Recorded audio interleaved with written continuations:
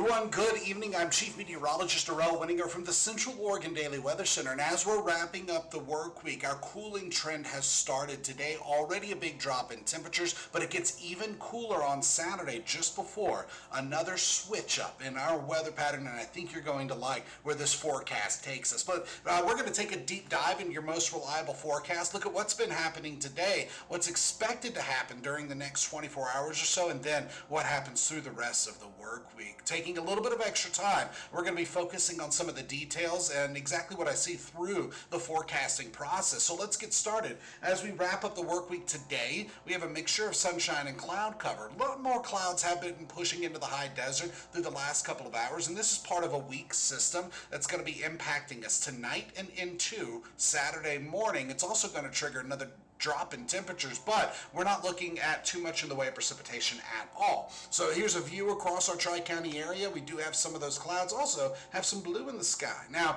our roads are dry, and we do have a couple of shadows on the ground. You can see them a little bit in Prineville, a little bit in Madras, and that just means that not all of our clouds are super thick and there are some breaks in the cloud cover. But when we switch over and look at infrared satellite and pressure across the Pacific Northwest, we're noticing a couple of things. First, a lot of this cloud cover is from remnants of the system that pushed into the region yesterday, and we haven't had too much in the way of sprinkles, but when we switch over to radar, you're going to see that it's mostly going to be focused on the eastern third of the state. That next system I was talking about is still offshore, and we are looking at infrared satellite, but like normal, I put that enhancement on it so you can really see where the tall clouds are. And right now, over the Tri-County area, we just have a band of moisture. It's not bringing any precipitation into the region just yet. When we look at the bigger picture, this is where the pressure lines come into play. Right now, winds are just mostly at a light breeze. You only see a couple of those isobars across our Tri-County area. But looking at the bigger picture, we can actually see a broad ridge of high pressure that's developed over the Pacific Ocean. Now, there is some activity just north of that high. And after that little trough pushes through the region, tonight going into tomorrow, this high pressure takes over. We're looking at tons of sunshine, and with that sunshine, we're drying out and warming up. The warming trend really takes shape on Sunday, but really goes into effect on Monday when we're back in the 70s.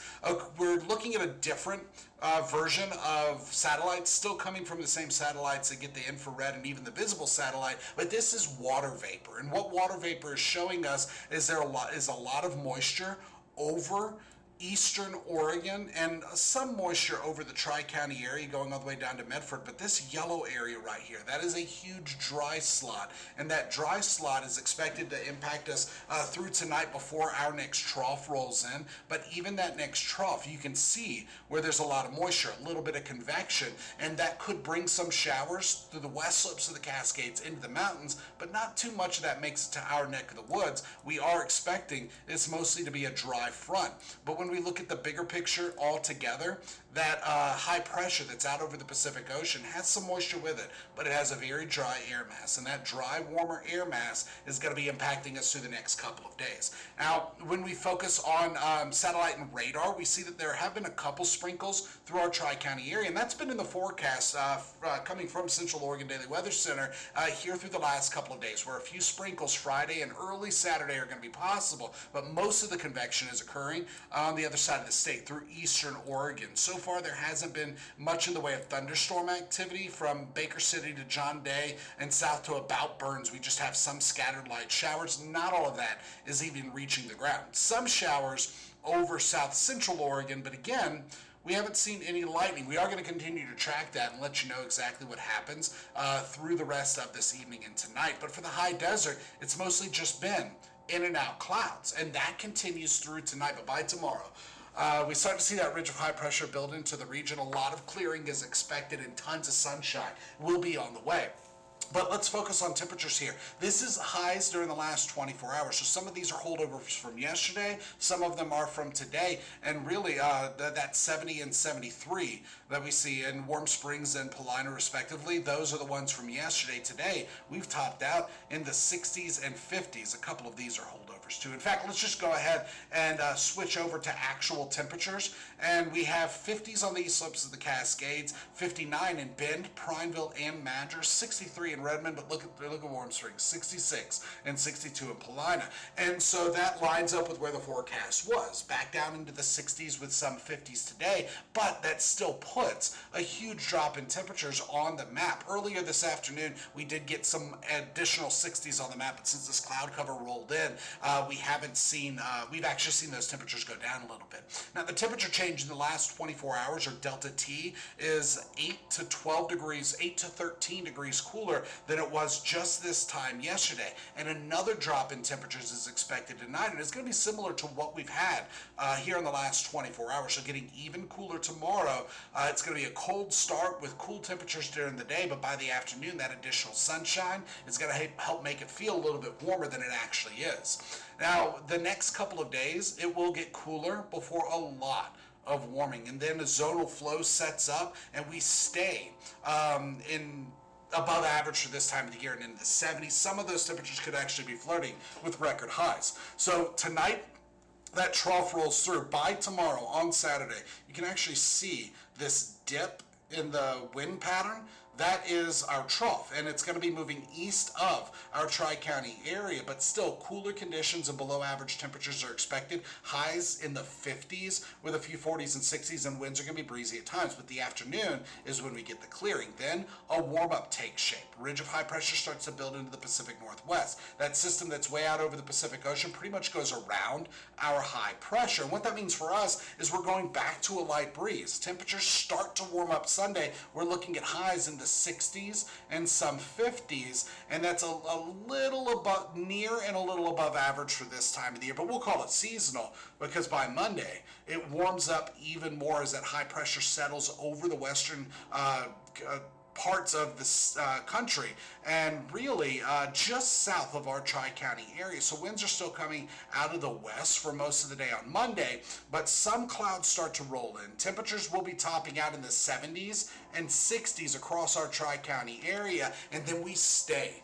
in the 70s, actually warming up a little bit more on Tuesday. So truly roller coaster temperatures, but the coolest day out of the next 7 is going to be Saturday, when we're going to be a little below average for this time of the year. By Sunday, near and above average, and then 70s. Now that normal high temperature is 59, so we're talking 20 plus degrees warmer from where we should be for this time of the year.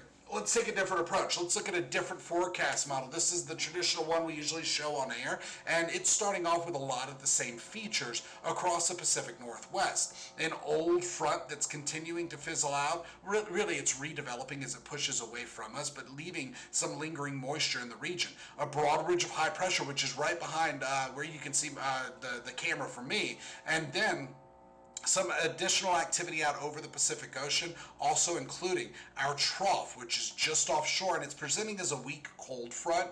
Tonight, not much in the way of precipitation, but a big drop in temperatures continues. So here through this evening, we're starting off with partly to mostly cloudy conditions, scattered showers. Where you're seeing the brighter colors, that's where we could have a few lightning strikes. It's something we're going to continue to track, but it's all throughout the eastern third of the state and south central Oregon, moving to the northeast. By 7 a.m. Saturday, we really start to see those clouds thin out, and it's still going to be the coolest day out of the next 7, but this is our transitional day, and high pressure setting up over the region. It's building, it's expanding into the Pacific Northwest, so it's just not quite here yet.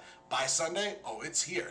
And we really start to warm up. That's when we're looking at 60s and some 50s. And then fast forward a little bit more, still under high pressure, some additional clouds on Monday, 70s. A light breeze, and then we stay in the 70s, even with some ups and downs through the rest of the work week. We're looking at 70s with just some 60s, and those ups and downs are going to be triggered by a weak cold front Monday night going into Tuesday, but that really doesn't bring much in the way of precipitation. Switching now over to the GFS, this is a long-range forecast model, not as high of a resolution, but it helps paint a picture of what we can expect later on in the work week. So starting on Monday night going into Tuesday, where we left off on the other one, we are expecting partly cloudy conditions on Tuesday. It's still dry, breezy at times. And then by Wednesday, back to sunshine. By Thursday, still sunny, just some light clouds during the early morning hours. And then by Friday, we're still looking at more sunshine than clouds, but gradually increasing cover after that. So once we get through this dip in our temperatures, we start to warm up and we stay very pleasant, even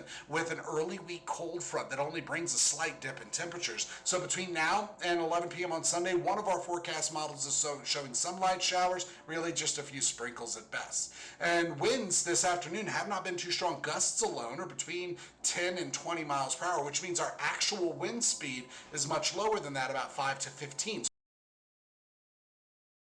So 5 to 15 gusting at 20. And here through this afternoon, wind speeds have cranked up a little bit, just breezy at times. And it stays like that as we go into this evening. Remember, we have that next system that's rolling in, but we also still have the remnants of the system that pushed in yesterday, bringing that low chance of rain. But by the early morning hours, we're back down to a gentle breeze. Saturday, a light breeze becoming breezy at times. By Sunday, a light breeze and staying a light breeze. That's when our high pressure is really fixing itself over the Pacific Northwest. Our warming trend really takes shape. Temperatures climb back into the 60s with a few 50s on the map, but also a couple spots could get close to 70 degrees. Not out of the question there. So for tonight, temperatures are going to be colder. We're falling back into the 30s with some 20s out there. Many of us dropping to near and even below freezing. So if you have any sensitive vegetation outside the next couple nights, you'll need to tuck it in, or cover it up, or bring it inside. And then by the time we get to the beginning of next week, we are back into that warmer range of temperatures with lows in the 30s, just not down to below freezing. And then Saturday, we're looking at 50s. Remember, Saturday is the coolest day out of the next 7. Saturday is going to be breezy at times for some of us. I should put a breezy on Tuesday because that next front could bring winds up a little bit. But man, once we start to warm up, we get into the 70s and we stay in the 70s. Also, reflecting that is our low temperatures going from 30s with some 20s tonight, dipping down a little bit more Saturday night after the cooler day out of the next 7, and then back through the 30s, even into the 40s by Wednesday night and Thursday night. So get ready for sunshine and awesome sauce. Really, those temperatures are just going to be very pleasant, well above average for this time of the year. And just for reference, today's record highs are 76 in Bend and 82 in Redmond. So even with those temperatures well into the 70s next week, we could, a couple spots could be flirting with record highs, but it's not going to be record-breaking conditions. That is the latest in weather. If you have any questions, drop them in the comment section below. I'll do my best to get to them, but I think I answered most of them. Other than that, join us tonight on Central Oregon Daily News. We'll have your most reliable forecast, the latest headlines, and everything else you need to know as we get ready to go into this weekend. That's it.